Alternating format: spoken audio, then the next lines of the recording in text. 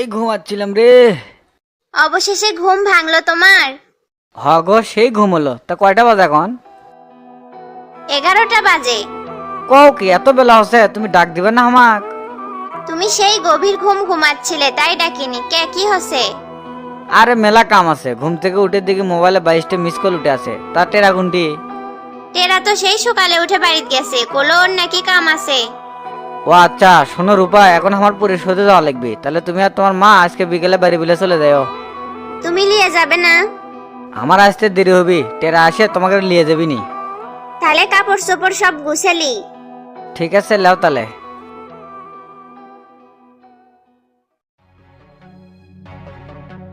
ক্যারে জমিদার, এখন তোর আসার সময় এলো? আজ না ঘুম থেকে উঠতে দেরি হয়ে গেছে ভাই, তাই আসতে দেরি হয়ে গেল। তোর তো প্রতিদিনই দেরি হয়, ইনকে করে চললে কেমনে হবি ক? বাড়িঘর তো সব অগোছালো হয়েছে, আর তোর বউ এত ফাঁকি দিচ্ছে কৃষক কত? বাড়িতে কেউ থাকে না, ভাবি বাবার বাড়ি চলে গেছে, এদিকে শামসু ভাইয়ের সাথে আপনিও চলে গেছেন। কয়েকদিন হলে বাড়ির তো রান্না বান্না করার কাজই থাকে না, তাই আসে না আর কি। বেতন নেওয়ার সময় তো সেটা মনে থাকে না। হে, আজকে তো সকলে বাড়ি চলে আসিচ্ছে। বাজারে লিস্ট করে দিচ্ছি, আর সবকিছু টাটকা টাটকা আনবি। সম্ভবত ওস্তাদ আজকে বাড়িতে ইফতার করবি। আর কালকের থেকে তোর বই সকালে এসপার করবো। রুমগুলো সব এলোমেলো, কাজের প্রতি কোনো মনোযোগই নাই। ভাই আমি কিন্তু ন্যায় নিষ্ঠার সাথে এই বাড়িতে অনেকদিন ধরে কাজ করে যাচ্ছি, কামে কোনোদিন ফাঁকি দেয় নাই এই মজনু। কি ন্যায় নিষ্ঠার সাথে কাম করিচ্ছ সেটা তো আমি বুঝতে পারছি। এত কথাটাকে তাড়াতাড়ি বাজার যা। আচ্ছা ভাই, টেকার বাজারের লিস্ট দেন, আমি যাচ্ছি। ঠিক আছে, অল্প না তারা দিচ্ছি।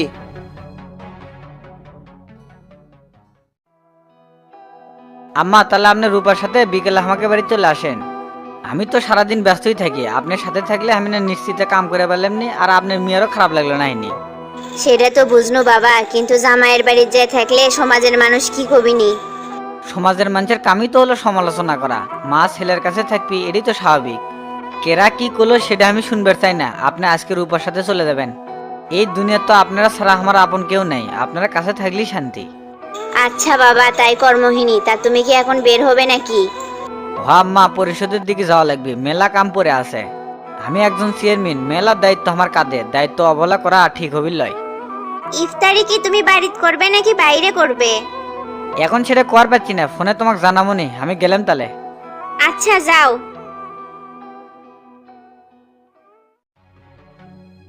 সবকিছু বুঝে পারছো তো? লিস্টে যা যা আছে সব নিয়ে আসবো, একটাও জানি বাদ পড়ে না। আর বাজারের টাকা যেন এদিক সেদিক না হয়, কয়া দিলাম কিন্তু। কি যে কর না ভাই, আমি এতদিন ধরে এই বাড়িতে কাম করি, কোনোদিন একটা টাকাও এদিক সেদিক করিনি। তুই যে কি করিস সেটা আমার ভালো করে জানা আছে। এত পেঁচাল না পেরে তাড়াতাড়ি যা, আর বাজার থেকে একটু ব্যাগ কিনে লিস। ঠিক আছে ভাই, নিমুনি, গেলাম তাহলে। আচ্ছা যা, আর সবকিছু মনে করে কিনে নিয়ে আসিস।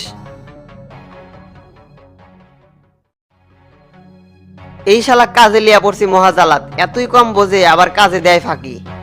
এর চাল চলন একবারে সীমার বাইরে, দেখলেই মন মেজাজ খারাপ হয়ে যায়। খালি ওস্তাদের জন্য কানের বিষটা বেঁচে যাচ্ছে, নাইলে কোন দিন বাড়ির থেকে পিঠে বের করে দিলাম নি। কি ব্যাপার, ওস্তাদ কেমবা ফোন দিছে, রিসিভ করি তো। কি কয়? এটা রাখুনটি তুই।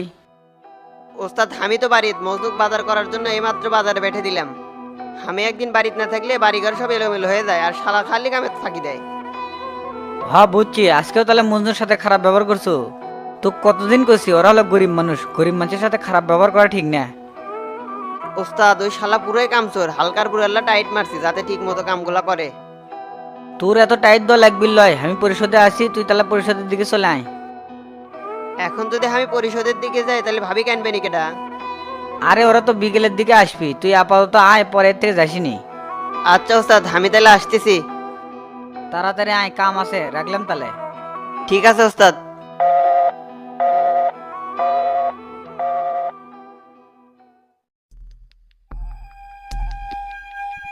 শালা যার বাড়িতে কাম করি তাই কোনোদিন চোখ গরম করে কথা কয় না, আর এদিকে সেলার গরমে থাকা যায় না।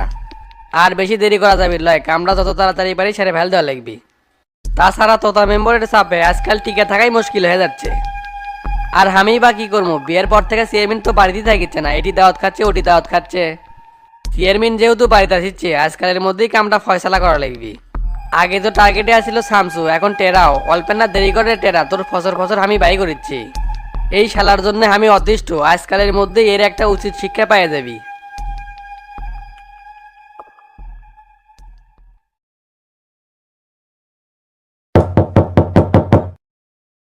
বাড়ির উপর মা বাড়িতে আছে নাকি? কেডা? ফজলু চাচা নাকি? দরজা খোলা আছে, ভিতরে আসেন। আচ্ছা আচ্ছা যাচ্ছি।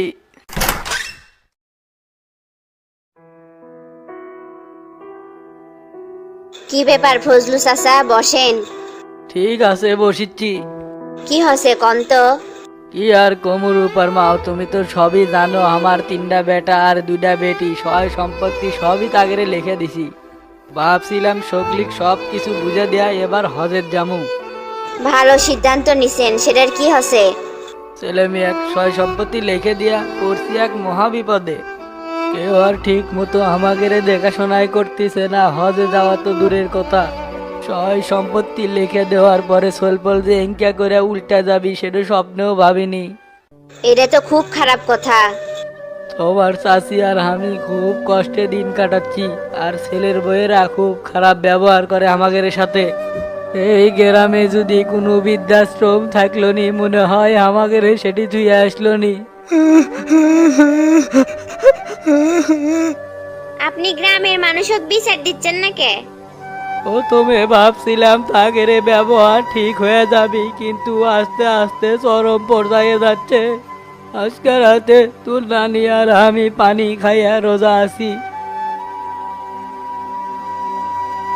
আপনার ছেলেরা কি পাষণ্ড নাকি? এলার তো বিচার হওয়া দরকার। সেই জন্যই তো আসলাম চেয়ারম্যানে কয়া এর একটা সুষ্ঠু বিচার চাই। তার সাথে আপনি পরিষদে যান, একটু আগেই জামাই পরিষদের দিকে গেল। তুমি একটা ফোন করে দাও, কামটা তাহলে ভালো হবিনি। আমরা না করলেও আপনার বিচার 100-100 হবি। তাহলে আমি পরিষদের দিকে যাই। আর একটা কথা, বাচ্চা থাকতে যান কোনোদিন স্বল্প লেখ জমি লিখে দাও না। লিখে দেওয়া মানে এক ধরনের বোকামি, যার ফল আমি ভোগ করতেছি। আপনি চিন্তা করেন না নানা, শামসুক বিচার দেন, তারপর দেখেন কি হয়। আচ্ছা তাহলে যাই। ফজলু চাচার বেটা করে কত ভালো মনে করছেন, এরা যে এঙ্কা বিশ্বাসী হচ্ছে না। টাকা পয়সা ধন সম্পত্তি মানুষে মানুষ বানে দেয় মা, তাই বলে বাপ মায়ের সাথে এঙ্কা খারাপ ব্যবহার, এটা তো মানে নেওয়া যায় না। শামসু এই বিষয়ে জানবার পেলে ওর বেটাকে খবর আছে। ফজলু চাচার বেটা করে কেন সায়স্তাই করা লাগবি। দেখি শামসু ফোন করে না কয়ে দেই। তুমি একবারে কিছু কবার যাও না, নানা তো বিচার দিবার গেলই। তুমি রেডি হয়ে লাও, টেরা আমাকে লিবার আসছে। আচ্ছা মা, রেডি হচ্ছি।